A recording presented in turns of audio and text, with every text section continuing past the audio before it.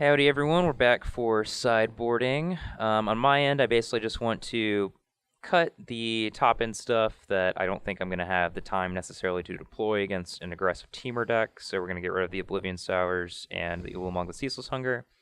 I'm also going to be cutting a Thoughtseize just because dealing damage to ourselves is probably not where we want to be, and it seems like the Temur Prowess deck is pretty good at deploying its hand relatively quickly, so we don't want a ton of discard spells in our deck. To replace these cards, we're just going to be bringing in Flaying Tendrils, which is just an Infest with an Exile clause now, and Timely Reinforcements, something that'll gain us some life by some time. Is the Exile clause on Flaying Tendrils more relevant than Drowned Sorrow just scrying one? I don't really know, but it can be curved into a Blight Herder, so that's pretty good. Yeah, the Exile clause is definitely relevant for your deck, but yeah, it's close. Yeah, new toys, right? Yeah, got it. Yeah, I should at least try it. On my side, I am bringing out a couple of the elements of the deck that rely on the graveyard because of the relics in the Eldrazi deck, and that means a couple Snapcasters are going to come out. If in the first couple of games I just had trouble deploying them at all against a turn 1 relic, and the 2/1 body wasn't even that relevant. He's pretty good at containing those. And then the Become Immense also just difficult to cast when he's taking away our Delve Fuel. And then the Seal of Fire is coming out because there are just not a lot of targets for it. It kills basically Wasteland Strangler, and that's it. We have plenty of ways to do that. In the place of these cards, we have a better threat. Vanillion Click is going to be difficult to block. Can also take away a Blight Herder and some of his better cards, so I like this as a threat. Roast can answer Thought-Knot Seer and Blight Herder if need be, so we can answer bigger creatures that Seal of Fire can't. And then we have 2 answers to Lingering Souls to help contain those tokens, which we didn't see in the pre-board games, but should be pretty good against me, and are definitely good against Click, so hopefully I can get rid of the Souls tokens and bash in the air a little bit. Worth noting that Is It Staticaster can't clean up all the Eldrazi Scions in one fell swoop, since they can just sacrifice themselves, but it is a really potent weapon against Lingering Souls, so that's why Ross is bringing it in. All right, well, join us for the games. Okay, back here for Game 3. We have both mulliganed to 6 cards, so at least fair there. And fair, honest magic incoming. My hand has a good mix of lands, cantrips, and spells, so I will keep. Yeah, my hand is very close to doing something absurd. Not quite there, but we have some lands and interaction, so I'm good with it. Okay, I'll scry. And this is not exactly what we're looking for to deploy our threats, so on the bottom. And on my scry, so this does allow us to cast this card eventually by itself, but we still have a few more turns before that can happen. I think we can do better. I'm going to bottom it. Okay. And I'll go to 18 and play a Serum Visions. Yep.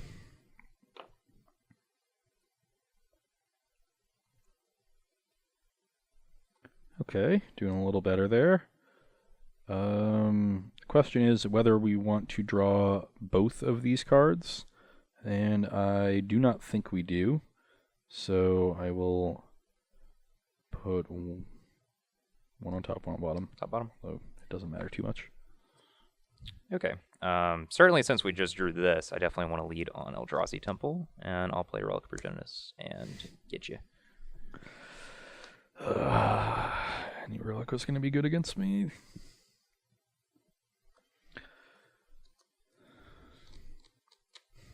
Relic is absurdly good against all the modern decks I love to play. I'll go to 15 and get a Breeding Pool, play a Tarmogoyf. I think I can handle that. You can go. Okay. Just going to play our Shambling Vents tapped. Go ahead and hit your Scalding Tarn. Our lovely assistant. Not even Unfortunately, we don't have a spot on the dice for a 0-1, but for now, we'll just pass the turn.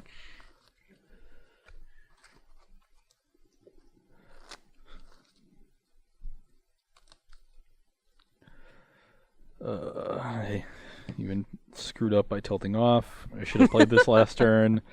Ross is tilting off. This is great. So I could draw a card. So many more games to go. Now I'm going to be down a card this turn, essentially. That is, okay, well, we can actually use this to set up the abbot, so maybe it was okay that we did not play Bauble last turn. Okay. I will look at the top card of my deck. Yep. We're on the board. For now.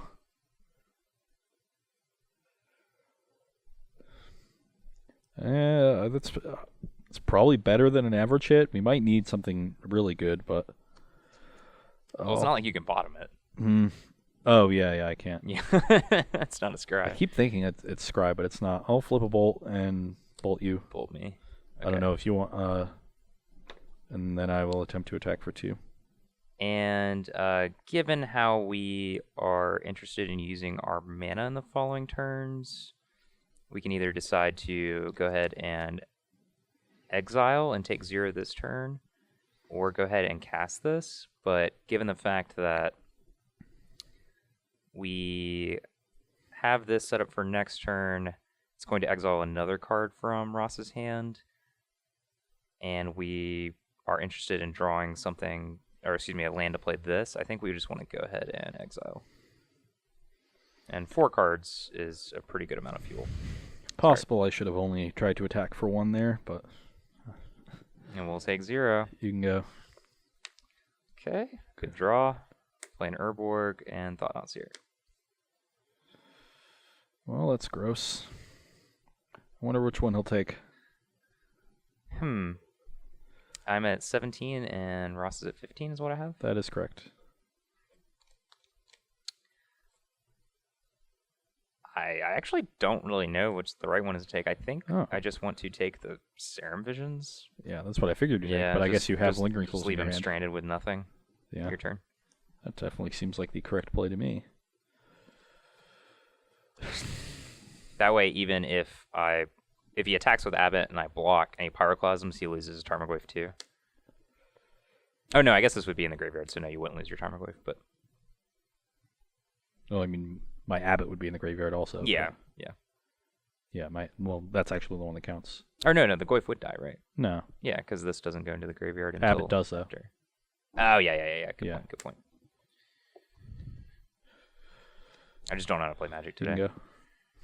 Playing better than me. All right. Just Pyroclasm in hand. Send. I'll take 4. I'm at 11. Play Marsh Flats. No need to crack it because we have Urborg. Play a Blight Herder. Put, I guess the 2 Serum Visions in the graveyard. Yeah, I have a Pyroclasm too, so you match that. And Goyf is back on the board. Your turn. I guess drawing a Bolt here would be really good. Bolt, Blight Herder, Pyroclasm, all my guys live. Clear this. Attack you for a lot. Yeah, that would be good. Okay, we have a shot. If I the first life I've seen from Ross in 2 games. 2.5. That was not it.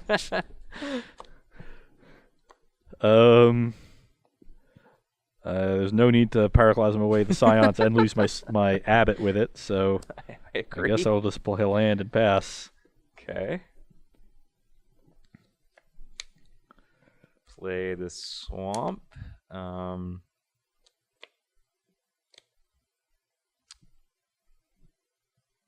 Yep. So let's see. If I just send with everything, Ross can eat a Scion with his Goyf and eat a Scion with his Swift Spear and take 9. He has the option of triple blocking my Thought-Knot Seer, and then I can still just eat both of these creatures at the least. Oh, I guess he has Polluted Delta in play, so... You still get to eat both of these? 2, 3, and 2? Yeah. 3 and 1, yep.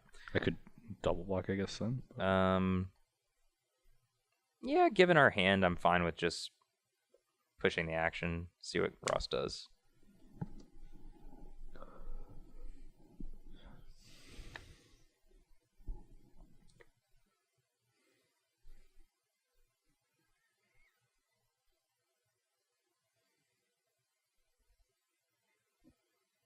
Well, I don't really think I can take 9. I definitely want to just eat 2 Scions. But I think I'm just going to have to chump away this Abbot.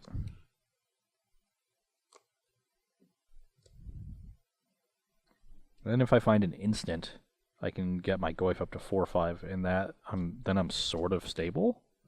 So I'll chump Blight Herder and block Scions with those guys. Okay. And after blocks are declared, I'll sure. go ahead and pay 2 life and dismember your Tarmogoyf.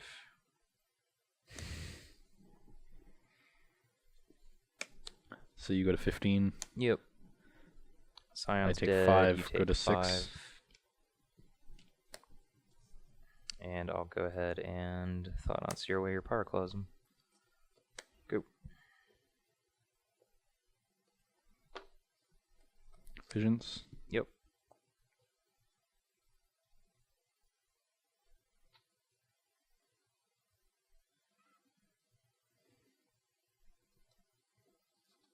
I have no outs. Yep.